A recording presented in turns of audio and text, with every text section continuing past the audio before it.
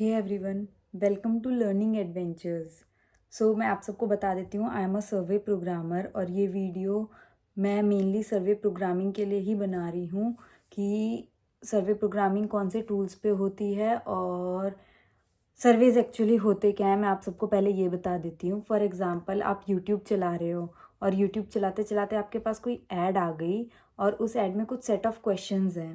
तो जो वो सेट ऑफ क्वेश्चंस हैं उसको हम बोलते हैं सर्वे। उस सर्वे को हम काफ़ी सारे टूल्स पे बनाते हैं, बट हम सारे टूल्स की यहाँ बात नहीं करेंगे। बस मैं आपको थोड़ा ओवरव्यू देने के लिए बता देती हूँ कौन कौन से टूल्स होते हैं। उसके अलावा भी और बहुत टूल्स होते हैं, आप एक्सप्लोर कर सकते हैं और जिसके बारे में हम डेप्थ में पढ़ेंगे मैं आपको वो बताऊँगी। तो हमारे पास जो टूल्स होते हैं वो है डिसाइफर, क्वाल्ट्रिक्स, वॉक्सको, कन्फर्मेट और भी बहुत सारे टूल्स हैं। तो आप लोगों को अगर कोई और स्पेसिफिक टूल सीखना है तो आप नेट पे जाके सर्च कर सकते हैं और उसको पढ़ सकते हैं। हम इस वीडियो में सिर्फ कन्फर्मेट के बारे में बात करेंगे और कन्फर्मेट के बारे में अगर हमें बात करनी है तो चलिए देखते हैं कन्फर्मेट में क्या होता है। तो गाइस, ये है हमारी कन्फर्मेट की लॉगिन स्क्रीन। यहाँ पे हम यूज़र नेम और पासवर्ड डाल के लॉगिन करते हैं। साइन इन करने के बाद ये मेरा होम स्क्रीन पेज आता है जिसके अंदर मेरे रिसेंटली ओपन सर्वेज आते हैं और रिपोर्टल्स आते हैं। तो रिपोर्टल्स हम आगे के वीडियोस में डिस्कस करेंगे, फ़िलहाल हम सर्वेज की बात करते हैं। तो जब हम कोई भी प्रोजेक्ट खोलते हैं तो हमारा लुक एंड फील कुछ इस तरीके का होता है। हम अपने जो सर्वे हैं उसको यहाँ से सर्च कर सकते हैं, या तो आप अगर आपको डायरेक्ट नाम पता है तो डायरेक्ट नाम सर्च कर लीजिए, एल्स आप एस्ट्रिक के साथ प्रोजेक्ट का नाम डालेंगे तो भी आपका प्रोजेक्ट खुल जाएगा। आपको कुछ इनिशियल्स पता होने चाहिए अपने प्रोजेक्ट के। तो यहाँ पे मेरा प्रोजेक्ट खुल चुका है। जैसे कि आपको दिख ही रहा होगा, यहाँ हमारी सर्वे आईडी आती है। हर एक सर्वे की एक यूनिक आईडी बनती है जो कि इस सर्वे के लिए है हमारी। मैं आपको दिखा नहीं सकती हूँ, सॉरी। उसके बाद सर्वे नेम है, हमारे प्रोजेक्ट का क्या नाम होगा, वो किस कंपनी के लिए है, डिस्क्रिप्शन उसका कि कब बनी थी ये, इसके अंदर आप और भी इंफॉर्मेशन लिख सकते हैं। उसके बाद क्या क्या लैंग्वेजेस हैं, इसमें अवेलेबल लैंग्वेजेस बहुत सारी होती हैं और जिस लैंग्वेज में हम बना रहे हैं वो हमें सेलेक्ट करना होता है। बाकी नीचे की चीज़ें धीरे धीरे मैं आपको बताऊंगी, अभी जो मेन काम की चीज़ें हैं वो बता देती हूँ। यहाँ पे क्रिएटर जो भी आप लॉगिन यूज़ कर रहे हैं, लॉगिन आईडी वो होगा। ये लॉगिन आईडी कब बनी थी उसकी इन्फॉर्मेशन, लास्ट मॉडिफाई कब हुआ था उसका है। उसके बाद कुछ लिंक्स होती हैं हमारी जो कि हम सर्वे चलाने के लिए यूज़ करते हैं, तो वो ये दोनों लिंक्स है, deployment and external quick test URL. उसके अलावा यहाँ पे एक ईमेल एड्रेस होता है। अगर हम जब प्रोग्रामिंग कर रहे होते हैं उस टाइम पे हमें कोई एरर फेस होता है तो वो एरर हमारा इस ईमेल आईडी पे जाएगा, तो ईमेल आईडी अपनी अच्छे से डालिएगा।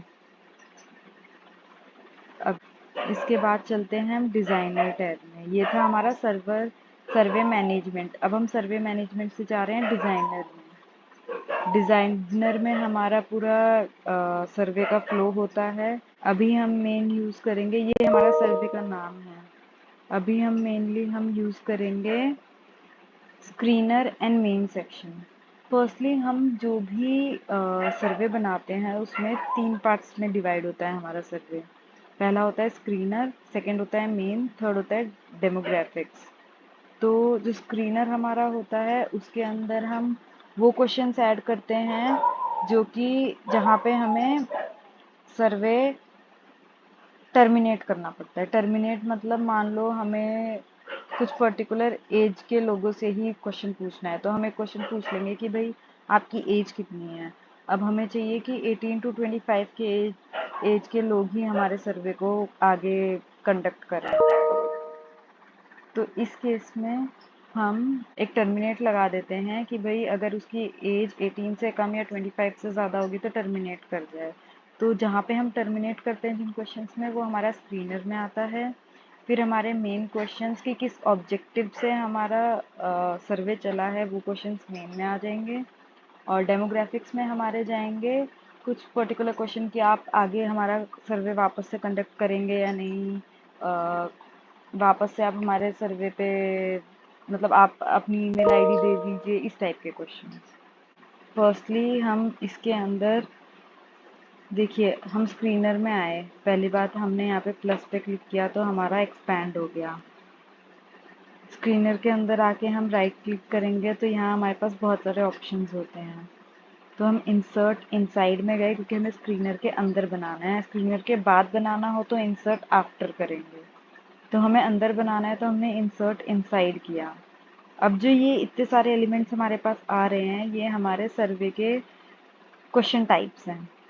तो हमें अगर सिंगल सेलेक्ट क्वेश्चन बनाना है, मतलब कि एक ही रिस्पॉन्स सेलेक्ट कर सके तो हम सिंगल बनाएंगे। मल्टीपल रिस्पॉन्सेज सेलेक्ट कर सके तो मल्टी बनाएंगे। ग्रिड में एक आंसर पे एक ही ऑप्शन सेलेक्ट कर सके वो बनेगा। धीरे धीरे मैं आपको बताऊंगी तो आपको समझ आ जाएगा कौन सा सेटअप हमारे किस क्वेश्चन के लिए यूज हो रहा है। मल्टी सेलेक्ट में हम पर रो मल्टीपल कॉलम सेलेक्ट कर सकते हैं।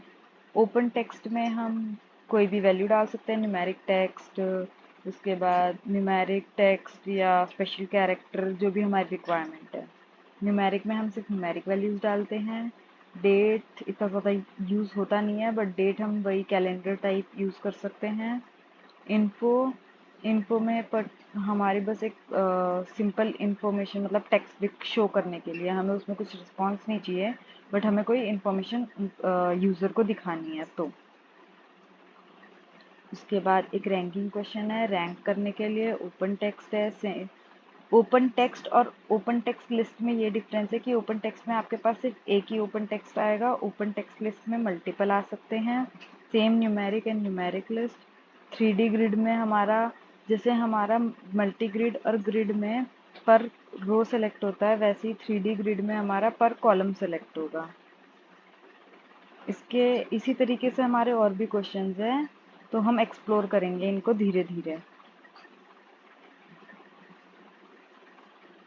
अभी मैं आपको बताती हूँ कि सिंपल हमने एक इन्फो पेज लिया है, ज़्यादा कुछ नहीं करेंगे अभी हमने इसको एक क्वेश्चन आईडी दे दी। अब सर्वे में हमारे क्वेश्चंस सीरियल वाइज ही होंगे ऑफ कोर्स, तो हमें उनको एक क्वेश्चन आईडी भी देनी होगी। जैसे हम इतने बड़े बच्चे हो गए हैं, हम सब ने एग्ज़ाम्स दिए हैं, हमने देखा है कि एग्ज़ाम देते टाइम सीरीज़ में हमारे क्वेश्चंस होते हैं और उनकी नंबरिंग होती है। सेम क्वेश्चन आईडी हम नंबरिंग के लिए यूज़ करते हैं। तो मैंने इसको Q1 दिया। जो भी हम क्वेश्चन आईडी देते हैं, हम क्वेश्चन टाइप पे भी वही देते हैं, तो इसको भी हमने Q1 दे दिया। टेक्स्ट में हमने कोई भी क्वेश्चन डाल दिया। फॉर एग्जांपल मैंने इसमें डाल दिया कि this is a testing info, please ignore. ठीक है, इंस्ट्रक्शन में हम डाल देंगे, मान लो हमें कोई भी इंस्ट्रक्शन शो करना है उसी पेज पे, तो हमने डाल दिया कि प्लीज़ स्किप दिस इन्फो, कि यूज़र को पता चल जाए भाई इसमें हमें करना क्या है। इसलिए इंस्ट्रक्शन हमारा यूज़ होता है। तो हमने इसको सेव किया और ये इन्फो हमारी रेडी है। अब हम इसको टेस्ट कर लेते हैं कि हमारा इसमें क्या हुआ है। वैसे तो अभी इसमें एरर आएंगे क्योंकि ऑलरेडी इसमें क्वेश्चंस बने हुए हैं, तो Q1 से मेरा ऑलरेडी कोई क्वेश्चन होगा। चलो नहीं है, बट इसका एरर आ रहा है, तो इसको हम फिलहाल के लिए डिलीट कर देते हैं।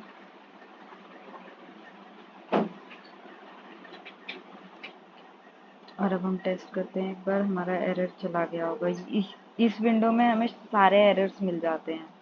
अब ये तो रीड ओनली का है, तो ये एरर नहीं है, इसको हम इग्नोर कर सकते हैं कि हमने किसी भी क्वेश्चन को सिर्फ रीड करने के लिए बनाया है, उस पर रिस्पोंडेंट या यूज़र हमारा कोई कुछ क्लिक नहीं कर सकता है। तो अब मैं इसको टेस्ट करूँगी। Q1 पे राइट क्लिक किया मैंने, क्विक टेस्ट किया और क्विक टेस्ट विद रीबिल्ड कर दिया। इसमें ये होगा कि अगर मैंने पहले इस पर कोई रिस्पॉन्स किया होगा तो वो वापस से आ जाएगा, मुझे दोबारा से ऑप्शन सेलेक्ट करने की ज़रूरत नहीं पड़ेगी।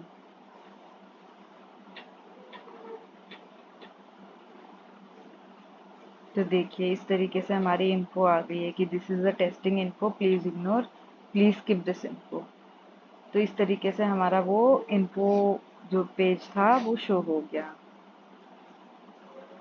सेम वे अगर इसके नीचे मैं इंसर्ट आफ्टर सिंगल करती हूँ, सिंगल क्वेश्चन, तो इसका भी सेम सेटअप है कि मैंने इसमें क्वेश्चन आईडी दे दी Q2, टाइटल दे दिया Q2, इस पे डाल दिया please select a language. Okay, please select a language.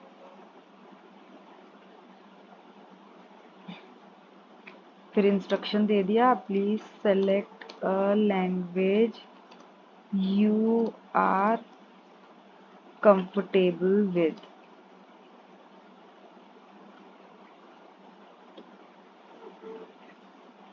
उसके बाद यहाँ पे तो हमारा क्वेश्चन आ गया, इंस्ट्रक्शन टेक्स्ट आ गया, लेकिन ऑप्शंस कहाँ पे ऐड करने हैं? तो यहाँ ये टेक्स्ट के लिए था, अब हम जाएंगे आंसर्स में। आंसर्स में हम गए और हमने यहाँ से कर दिया ऐड। ऐड में हम डाल देंगे इंग्लिश, ये हमारा फर्स्ट ऑप्शन हो गया। फिर हम डाल देंगे हिंदी, उसके बाद हम डाल देंगे फ्रेंच, फिर हम डाल देंगे जर्मनी। ऐसे हम मल्टीपल आंसर ऑप्शंस डाल सकते हैं। अब यहाँ पे है हमारा कोड। कोड हम यूज़ करते हैं, मान लो हमने ऑप्शन दिया, ऑप्शन की भी तो नंबरिंग होती है 1 2 3 4 5। तो यहाँ पे हम सीरीज वाइज भी दे सकते हैं, या हम 3 2 5 जैसे हमें देना है हम दे सकते हैं। हमें इसका जो भी प्री कोड रखना है, कोड को हम प्री कोड भी बोलते हैं, मतलब कन्फर्मेट में हम प्री कोड ही बोलते हैं।